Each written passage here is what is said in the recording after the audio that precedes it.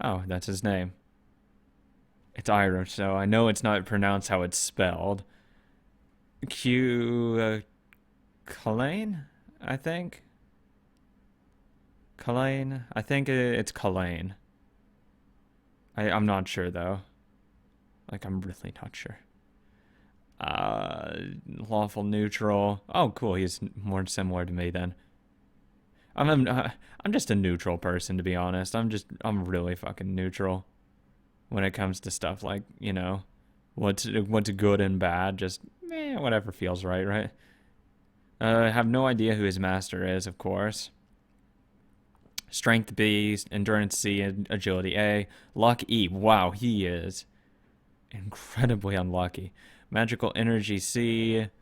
A noble phantasm B. Nullifies all magic that requires less than 2 verses.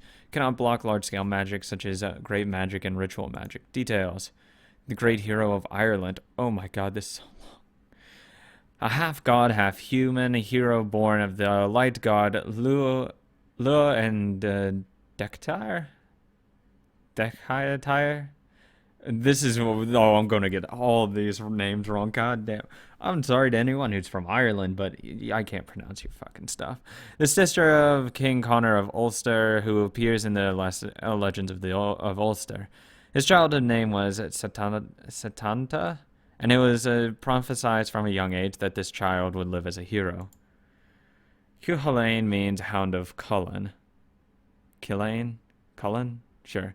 The name comes from the oath, an oath Satanta made when he was a kid when he mistakenly killed a dog of a wealthy merchant named Culhane. He promised if this dog has a child, I will raise it as strong and as faithful as its guard dog. Until this time, I shall guard you myself. His nickname of Cuchulainn praises not only Satana's strength for killing the famous savage dog of Cullen unarmed, but also the character of Satanta, the thought of the owner of the lost dog even as a child. He grew up to be a strong man and went into an evil land called the Country of Shadows to satisfy the requirements to marry a particular woman.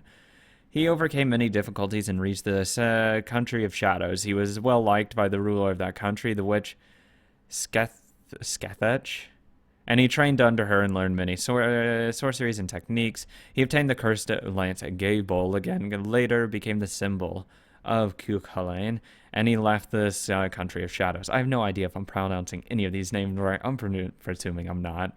I can't. Scathach. The hell? What are these names? In legend, it said that he was brave, compassionate, and likable young man. He mercilessly killed his enemies in a battlefield, but he respected faith and was noble enough to never break a promise once made. Celtic warriors had the custom of making an oath called a geas, and whose warriors who broke this geas were cursed. Like his nickname, had a geas that said he must never eat a dog. I think that's really easy to do, and he faithfully tried not to break that promise. The geas later becomes the cause of his death. During a battle with an opposing country to protect his weaker country of Ulster, he made several geas, accepting his own ruin in exchange for forcing the opponent country to make geas unfavorable to them. Some of the famous geas he made were fighting just one warrior a day, promised with his rival queen Maeve, and one win, one loss, promised with his old friend Fergus. His brilliant war record can be summarized into the battle against the neighboring country of Connaught. Oh my god, these names are horrible. These are so bad. The war between the two started when their queen irrationally invaded to steal Ulster's golden bull, Dawn, just to beat her husband in a bull comparison contest. What the fuck? These stories are amazing, though. He supported the weaker Ulster army against the force in an allied army of three countries for a length of 7 years, and finally succeeded in making them retreat. At the time, he captured the main culprit of the war, Maeve, but he released her saying that he would not kill a woman, and a reconciliation was reached between Ulster and Connaught, whatever. But the queen perceived her release as the greatest insult and began a personal revenge against him. After numerous schemes, he was forced to break his geas one by one, and as a result lost all of his powers, and was at last stabbed in the side with a lance. Isn't that fucking ironic? The proud man would not allow himself to die lying down and tied himself up to a post. On the verge of death, he saw an otter drinking the blood that had spilled into the river, and he laughed in its greediness. He died standing. A thrilling great man had the protection of the goddess Morrigan, who governed death and destruction, but the story isn't that simple. At first, he declined the goddess's protection. So insulted, Morrigan transformed into many animals and went after his life. But he was able to repel off every attack and actually treated the wounded Morrigan. Morrigan admired the nobility from the bottom of her heart and decided to support him without his knowledge. So as not to destroy his pride, she did not help him when he was in his greatest perils, but merely observed the way of a hero. Holy shit. That was a lot of shit. Whew. Archer. Oh, wait, I wasn't even fucking done. I had skills to read. Oh, God. Battle continuation A. Oh, this is just exposition. It allows for the battle even on the edge of death and allows the user to stay alive until they receive a clearly fatal blow. Ah. Restart C is also return an unfavorable battle to beginning turn 1 and restore the condition of techniques to their initial stats. Ability escape battle. Okay. I'm glad he has that ability. Strength of one's god-like nature, the more godlike blood possessed, the higher the stat becomes. Divinity B. That's pretty good. It wasn't done again. Noble Phantasm. Gaybolg. Piercing Lance of Death Thorns. That's a really nice spear, though. A Cursed Lance, though, always pierce the opponent's heart once it's thrust. A surely fatal strike from the Cursed Lance Gaybolg. Its true nature is the reversal of cause and effect, where the cause of the lance's thrust comes from the effect of the lance piercing the opponent's heart. As the lance has pierced the heart even before its thrust, it is impossible to dodge or block it once the result has been determined. To dodge Gaybolg, one does not need high agility, but instead the ability to change this fate before Gaybolg is executed. Luck is most important. It is most efficient and Noble Phantasm. It requires little magical energy to activate, and each activation is a sure kill. Rank B, Anti-Personnel, Noble Phantasm, range 2 to 4, maximum target 1 person. Archer. Let's fucking do this. Wow, that was actually crazy. 187, 79 kilograms. Strength D, that's not that good. Endurance C, Agility C, Magical Energy B, Luck E, Noble Phantasm. That looks to be an E rank. That's not too good, buddy. Nullifies a single magic action, magic resistant equivalent to Warding Amulet. Ability that allows independent movement even after the master's magical energy supply is cut off. With rank B, it is possible for the servant to stay in this world for 2 days after losing its master. I really hope she doesn't die. Skills. No skills. You're fucking useless. Oh, I didn't even notice that the actual thing back there is changing as well. That's cool. Rider, Caster, we don't know. Assassin, we don't know. Berserker, Eliasville von Eisenberg. Heracles, a male, 253. 311 kilograms? Holy shit. Oh my god, I don't even know the equivalent to that. If I know it's a heavy as shit. Holy shit. Endurance, A. Agility, A. Strength, A+. Magical Energy, A. Luck, B. Everything goes up. A Noble Phantasm, A. All parameters are increased, but sanity is lost. Insanity. Madness, B. Jesus Christ, he's insane. Details. Heracles. The greatest hero in Greek mythology, who is a half god, half human. Wow, I'm sensing a pattern here. Half god, half human hero, born from his Zeus, the king of the gods, and a human woman. He did that a lot. Although Heracles had superior talent in all things, there were big problems with his personality. As a child, he beat his harp teacher to death over a small matter, and after that he had to live as a shepherd to calm his temper. Thus he became a splendid man, and after he had accomplished several great deeds, the king of Thebes gave him his daughter. Megara, and he earned 2 children and the right to succeed the king. Heracles was young and strong, and already no human was a match for him. The future seemed bright for him as he married the king's daughter and had 2 children. But Zeus's wife Hera detested the child born of Zeus and a human and meddled with his fate at every opportunity. First, Hera sent madness to Heracles and drove him insane, making him kill Megara and his 2 children. Heracles, troubled by the sins he had committed, received a sign that he should atone for his sin by becoming the slave of Eurystheus. Sure, the man who took his promised position as king. Eurystheus was jealous of the strong hero Heracles and gave him many difficult tasks and claimed that he would keep him a slave until he completed these tasks. These were difficult labors that were impossible to complete with normal human skills. They were famous 12 labors of Heracles. Yes, the 12 labors, which is bullshit. The number of labors chosen by the gods was 10, but since Eurystheus did not accept the fulfillment of 2 of those, he added 2 more labors, which is crazy. But Heracles safely completed even those tasks, and not only was he freed from slavery, he was also received an immortal body as a proof of his great accomplishments.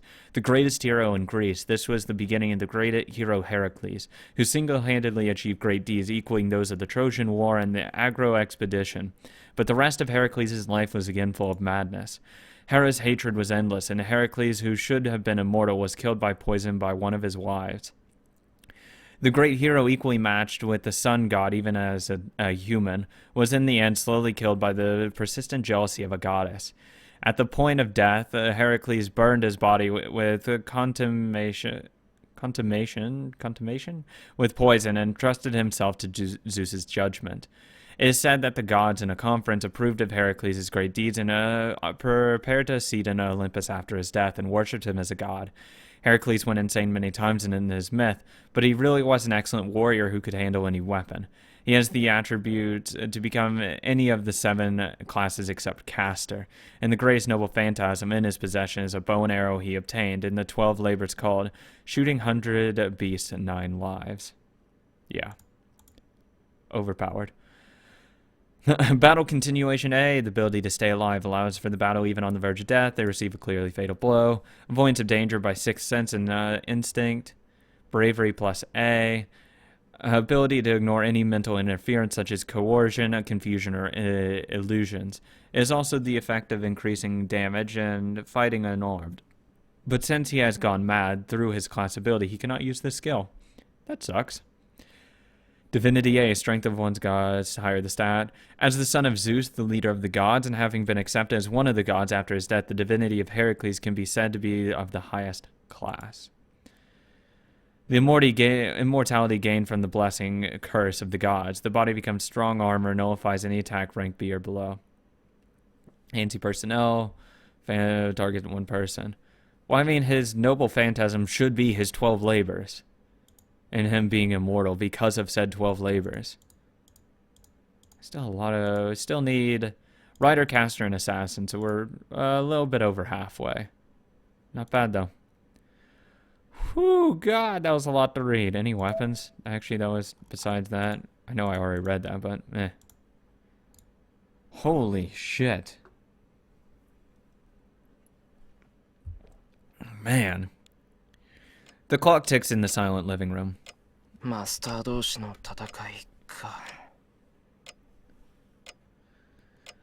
don't understand what it is. The only thing I'm sure of is that it's beyond me. It would feel more real if I had more interest in the Holy Grail.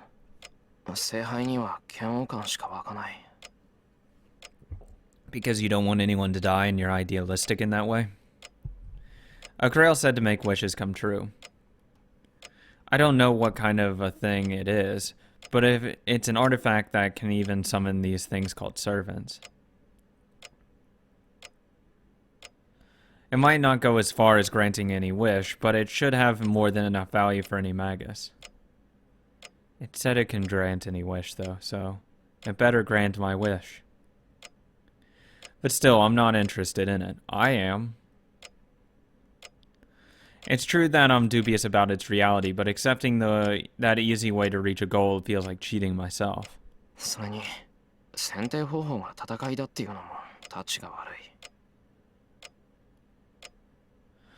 But if this is a fight for a single chair, no matter what your expectations are, as long as you enter it, you cannot survive unless you defeat your enemies. And depending on your methods, defeating other masters might result in harm to innocent people. That's why. My reason for fighting is not, though, to win the Holy Grail War.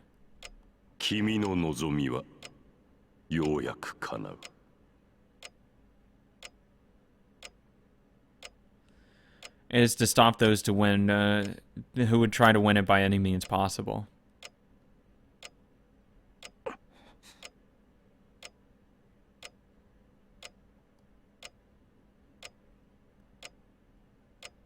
I feel dizzy again. It's only natural. Even if it appears to be back to normal, my body was almost split in half a few hours ago. There's no way this sickness will go away quickly. It seems... God damn it. More likely that I'll continue for the rest of my life. Because I was almost killed 3 times in a day, if someone weak joins a battle, it's natural for him to get hurt. As compensation for my lack of strength, I almost lost my body. As she was wounded protecting me. I get up. Where is she? What am I doing? I totally forgot about her because Tosaka was here. No, I unconsciously avoided thinking about her. Coward. I have been avoiding recalling the girl who was wounded because of me. The one that was bleeding miserably because of me. I pull my resting body together and stand up. Tosaka didn't say anything about Saber. She said she and Saber brought me here, but she said nothing more. The fact I need to know most is if she, the one wounded by Berserker, is alright or not. Of course she is. You wouldn't have healed because you're connected.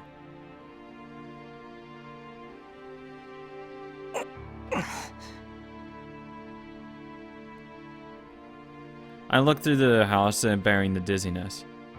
I look around where someone could be, and all the guest rooms, and I cannot find Saber.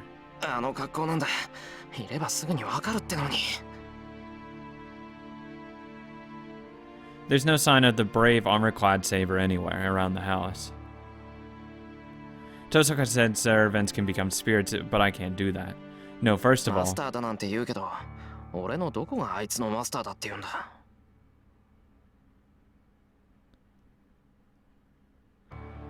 They say I'm a master, but just how am I a master? I don't understand who she is, nor how she exists.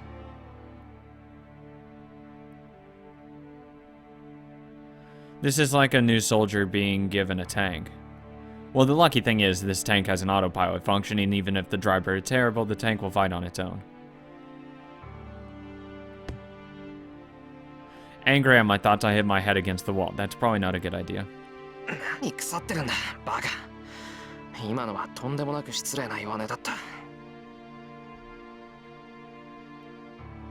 I apologize to the blonde-haired girl in my head.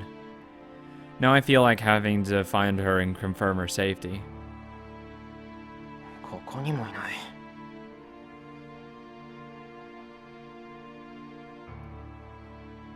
I searched throughout the house. It's a big house, but I didn't play hide and seek here with Fuji as a kid or nothing. For nothing. I know the efficient way to search this place. I haven't found her after searching this much then. She said she would protect me, so I don't think she would leave this place. It suddenly hits me. Not the house, the yard, nor the shed where we first met. Come to think of it, there is another large building in this place.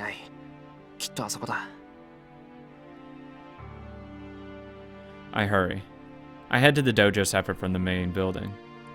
I'm a bit tense. If she's not here, I will have to admit that she is gone.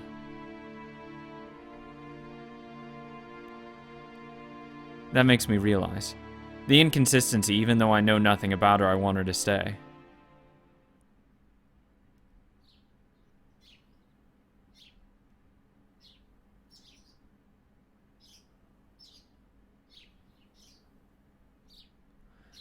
A wooden floored room with nothing unnecessary.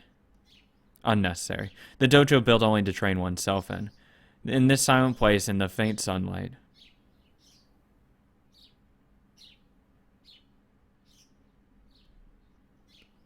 She is sitting there naturally. Hey, how's it going? Nice to see that you actually can wear normal clothes.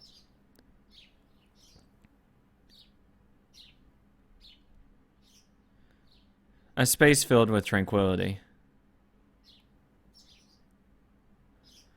The sunlight shining in is white, and it makes her and the dojo into one. The girl who appeared just before I was killed by Lantern, the girl that mercilessly slashed him with her sword. Her gold hair that was reflecting the blue moonlight is now in the warm sunlight. That really makes me remember. Is this exactly what I felt when I first saw her? That girl clad in armor, slashing her sword to silently overwhelm her opponent. I wasn't surprised by how out of world that scene was. It doesn't matter what she's wearing, it probably wouldn't change even if she was covered in mud. The girl that moved me deeply is still in front of me. This is why I forget to even breathe and continue to stare at her. Forgetting about Masters, the Holy Grail War, and everything. In this instance, I have completely accepted Saber. It's a little awkward to stare.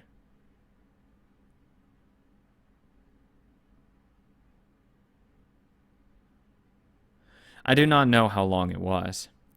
Saber opens her eyes as if awakening from sleep.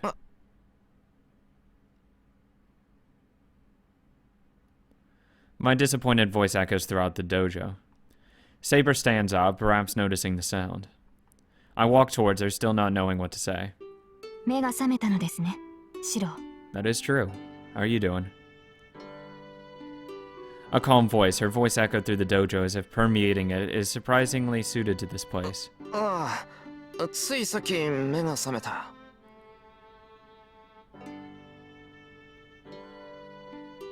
I answer with the dull head.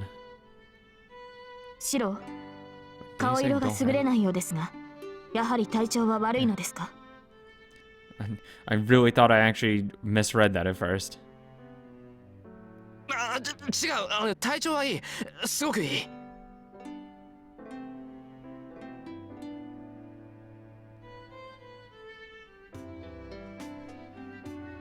I quickly step back to get away from Saber. Why? Calm down, dude. It's okay, she's just a servant, right?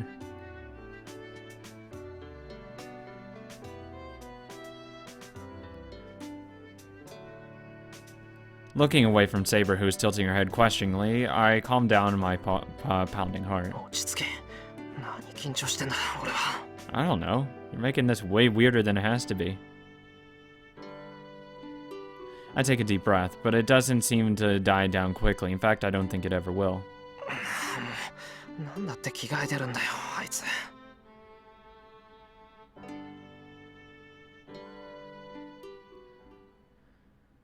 Saber's clothes have changed dramatically since yesterday.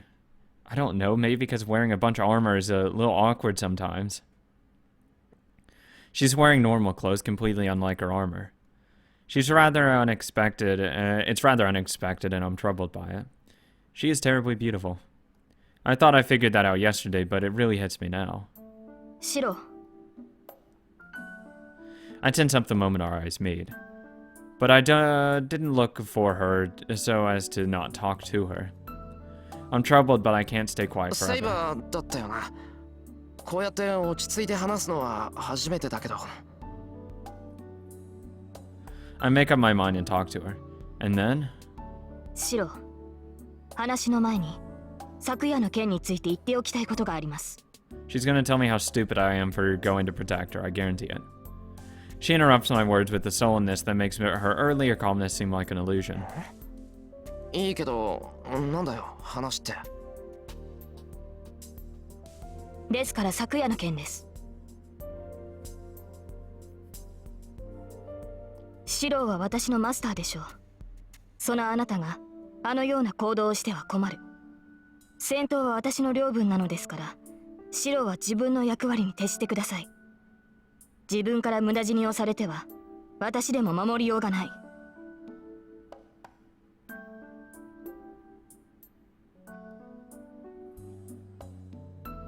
Saber says so clearly. That makes the tension I was feeling vanish. なんだよそれ。あの時はああでもしなけりゃお前が切られてたじゃないか。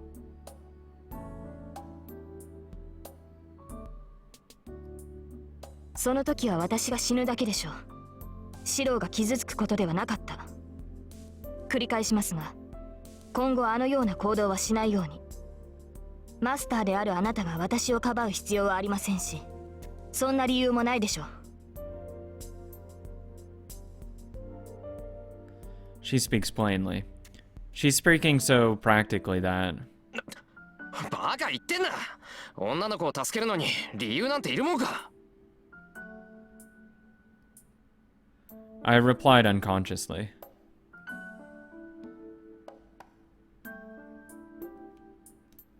Maybe she was surprised at being yelled at, but she pauses for a moment as if I'm done something unexpected. Then she stares at me with indescribable dignity. I back up at being stared at. Her look makes me realize that I've said something really out of place and it embarrasses me. ともかく、うちまで運んでくれたのは助かった。それに関しては礼を言う。それはどうも。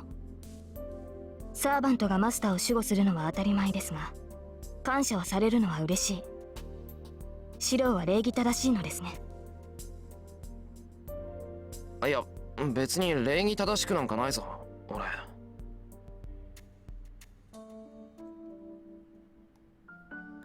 More importantly, there's something I need to clarify right now. It's something I should have asked right after I got home yesterday. If she is really my servant, and if she is really taking part in this war. 話を戻すぞ、セイバー。いや、改めて聞くけど、お前のことはセイバーって呼んでいいのか？はい。サーバントとして契約を交わした以上、私はシローの剣です。その命に従い、敵を撃ち、あなたを守る。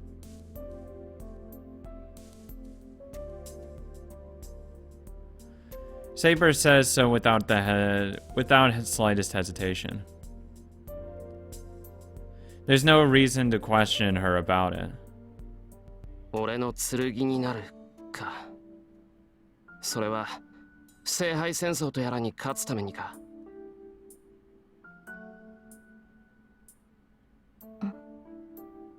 シローはそのために私を呼び出したのではないのですか？違う。俺がお前を呼び出したのは。I can't say it was a pure accident. No, first of all, I didn't even summon her. I don't even know how I summoned her.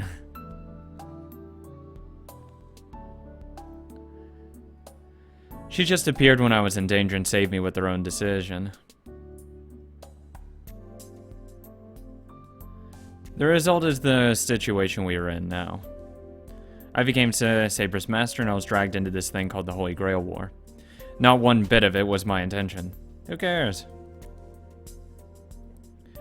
It wasn't an amateur magus that was dragged into this battle beyond my abilities.